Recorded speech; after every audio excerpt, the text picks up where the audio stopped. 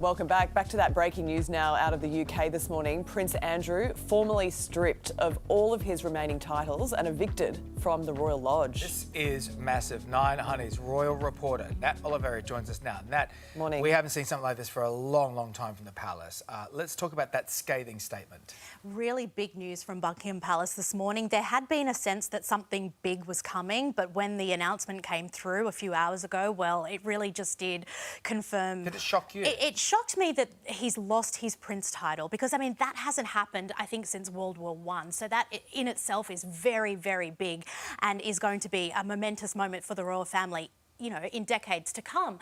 But look, I think what's really telling about this statement from the royal family is that the King and Queen have made it clear that their sympathies lie with the victims and survivors of sexual abuse, which, you know, Prince Andrew, he's always denied allegations made against him, but he's never expressed any remorse for Epstein's victims. And I think for the King and Queen to include that in the statement, that just really says that just shows that where shows they're whose side they're on. Yeah, and look, Queen Camilla, she's been a huge supporter of domestic violence victims. So, yeah. I mean, that statement from the palace, very, very powerful. And it also shows that the Andrew problem, it's been going on for years now, but something had to happen now because public anger was just getting extreme. Well, the UK tabloids, the news programs, they're not letting it go because he's been caught in a lie, most recently, around his association with Giuffre Epstein and when he cut contact. And that goes back to that Newsnight interview. So there's really no ignoring any of that now. No. Many thought that William would maybe end up being the one to strip Andrew of these titles. It ended up being the King. But do we think that Prince William probably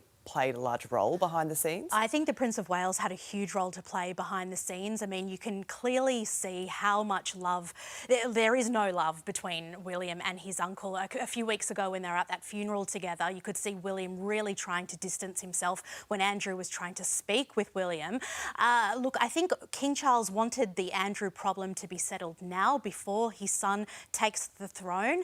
And look, there was a story a couple of days ago how Prince William was apparently putting pressure on Princess Beatrice and Princess Eugenie to get their father to leave the Royal Lodge. Now, whether or not that story is true, we don't know.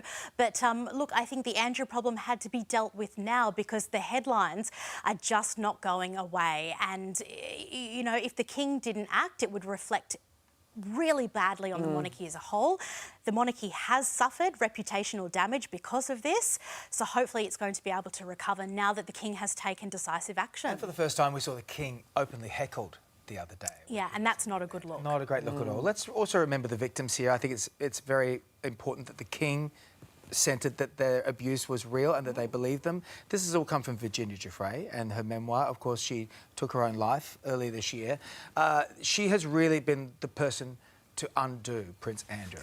Yeah, so Virginia Giuffre first made those allegations against Prince Andrew in 2015 and look, her family has now issued a statement saying that an ordinary American girl has brought down a British prince, and I think that in itself is a huge statement, and I think it's also very sad that she is not here to see the fallout from those allegations. Her memoir was published just a few weeks ago and that really, really started, I guess, the latest undoing of Andrew, really kickstarting his downfall. It's a huge embarrassment for him. I mean, going from Prince at birth to absolutely nothing now. He's simply Andrew Mountbatten Windsor. It's a massive fall from grace, very embarrassing for him and also his family. And for Sarah Ferguson, of course, as well, his ex-wife. What are they both doing now? Where are they going to live? And, you know, going into this, they were saying if we leave Royal Lodge, we want two separate houses. Are they going to have that wish granted? Yeah, there have been a lot of rumours that they were making these demands before vacating Royal Lodge, that Andrew apparently wanted Frogmore Cottage, where Harry and Meghan used to live, and Sarah wanted Adelaide Cottage, where William and Kate currently live. They're about to move homes, by the way. But the entitlement of that is extraordinary, by the way. Exactly, but now... And they're paying a peppercorn rent, all that sort of stuff. Yeah, he hadn't paid rent in 20 years. Now he's being shafted to Norfolk, right? This is out of the royal family's base of Windsor. He's really being pushed away outside of the centre of the royal family's working life. He's going to be living on a private estate on Sandringham. The King is going to be funding that. Sandringham and Balmoral Castle. They're only two of the privately owned residences the King has. So it's got nothing to do with the taxpayer anymore. We don't know where exactly on the estate he's going to live. But look, he's not being exiled completely from royal life, because Sandringham is where the royals celebrate Christmas every year. So it's still very much tied to the royal family. We don't know where Sarah Ferguson is going to live. She is going to be getting her own What income. could she do now? Well, you know, she's an author.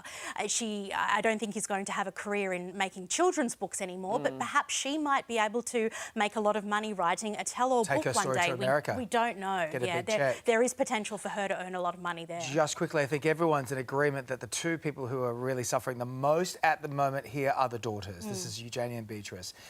They can't choose their parents. This is hell for them. So what happens to them? Look, I really do feel sorry for Andrew's daughters. Princess Beatrice, Princess Eugenie, they're not going to lose their royal titles. Their place in line to the throne is not affected. Neither is Andrew's, by the way. He remains 8th in line to the throne. But I think it's very, very embarrassing for them. They are both young mothers, and they are surely wanting to shield their children from any of this. They don't represent the royal family on official duties. But look, they're dragged into the scandal. We are talking about them right now. But I think, you know, Prince William is said to be very close with his cousins. We are expecting to see them at Christmas time and at other royal events moving forward. We'll never see Andrew and Sarah again. Surely. But I think Beatrice and Eugenie have every right to be able to live their lives without, I guess, the scandal of their parents overshadowing everything they do. It is extraordinary news this morning, and you get the feeling there's still more to come. Nat, Absolutely. great to have your insight this morning. Thanks for joining us. Thank you.